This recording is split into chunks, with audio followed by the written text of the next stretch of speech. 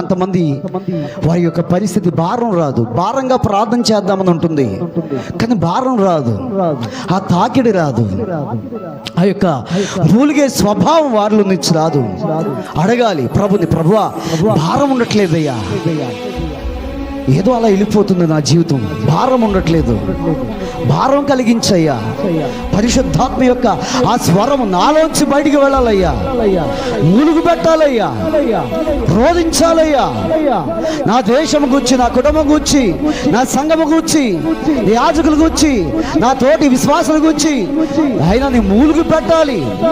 ఉచ్చరించడానికి సౌఖ్యం కానీ మూలుగు నా నుంచి రావాలి ప్రభువా అని వేడుకునే వారముగా ఉండాలి.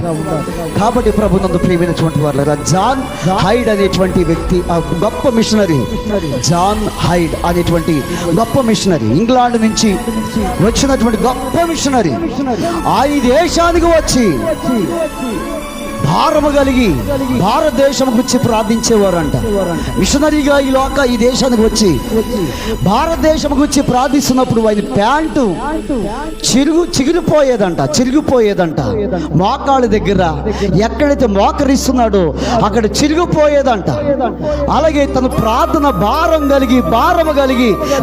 కలిగి ప్రార్థిస్తుంటే తన వెడవైపునన్నటువంటి గుండె స్థానం తప్పి మధ్యలో దిగి వచ్చిందంట.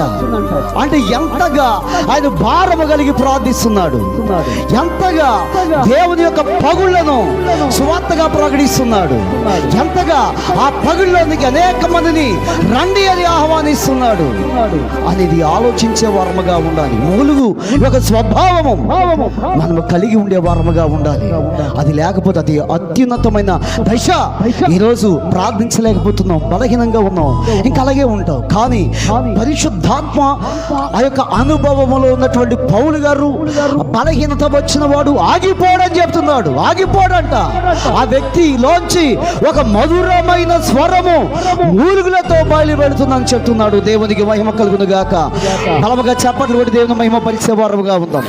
అంటే శరీరము బలమును కలిగి నువ్వు ఏ విధముగా ప్రార్థిస్తావో దానికంటే గొప్పగా ఉచ్చరించడానికి సౌఖ్యము కానీ మూలుగులతో ఆత్మ తానే విజ్ఞాపన మన పక్షముగా చేస్తాడంట. దేవునికి స్తుతి కలుగును గాక.